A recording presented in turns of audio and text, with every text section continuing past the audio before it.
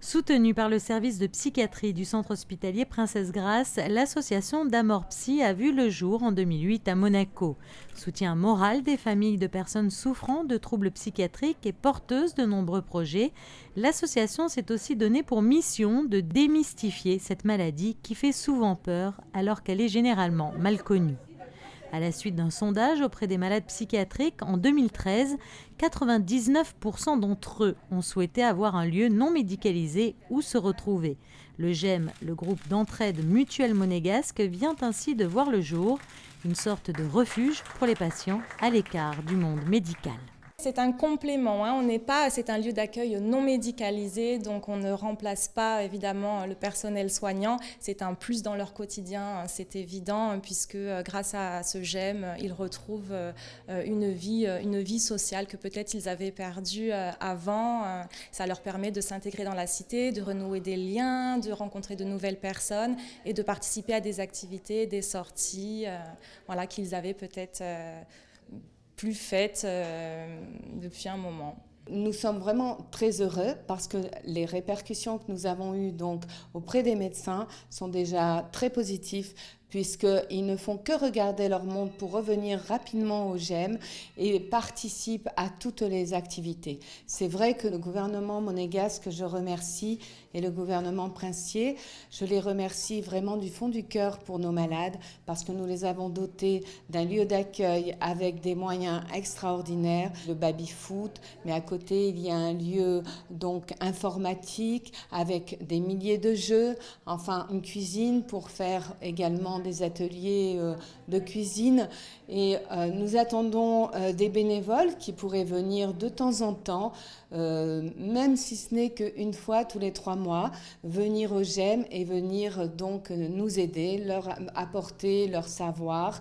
Et vraiment, je suis vraiment très fière de pouvoir apporter à la principauté cette innovation dans matière de santé mentale. La cellule familiale vit une situation difficile et parfois dramatique, ponctuée de crises, de violences et d'hospitalisation. Une souffrance à laquelle doivent faire face au quotidien les familles et à laquelle le gouvernement n'est pas resté insensible. Même si le gouvernement fait bien sûr déjà beaucoup à travers le service de psychiatrie du centre hospitalier Princesse Grace, à travers aussi l'UPPM La Roseraie, l'unité de psychiatrie et de psychologie médicale, mais ce sont des lieux médicaux où on rencontre des médecins, des psychologues, des psychiatres, des infirmières. Et il était important, au-delà donc effectivement de ces lieux médicalisés, et ça nous a été expliqué par les dirigeants d'Amor Psy, cette association qui œuvre depuis 2008 pour soutenir les malades atteints de pathologies psychiatriques et leurs familles, d'avoir un lieu de vie, un lieu où on se retrouve sans blouse blanche, mais pour des loisirs, pour de l'animation, un peu sans doute un sas aussi pour la réinsertion sociale entre l'hôpital et la vie normale, la vie active.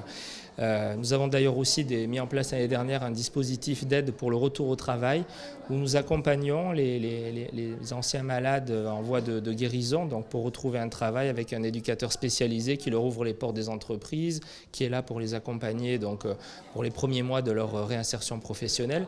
Mais je crois effectivement qu'il manquait ce lieu de vie, ce lieu d'accueil, et je suis très heureux que le gouvernement ait suivi ma proposition. Moi, j'en avais été convaincu par les dirigeants d'Amor Psy. Ils vont faire un très bon usage de ce local qui sera ouvert 7 jours sur 7 à la disposition de tous les malades et de tous les convalescents psychiatriques de la Principauté. Des troubles qui apparaissent souvent dans l'enfance ou l'adolescence, comme Karine, atteinte de bipolarité depuis l'âge de 18 ans. Je suis très contente et très heureuse qu'on a un lieu de vie, un lieu d'accueil comme celui-ci, parce que ça nous permet de s'évader un peu, de voir autre chose, de faire des activités différentes. Et donc moi, ce que j'aime beaucoup comme activité, c'est l'esthétique, et donc le maquillage, l'esthétique en somme. Et nous avons justement une salle de bain avec une prestation pour la coiffure. Malgré sa maladie, Karine n'a jamais renoncé à ses rêves. Elle continue de jouer du violon et garde le sourire comme un pied de nez à la maladie. Un bel exemple et un message d'espoir.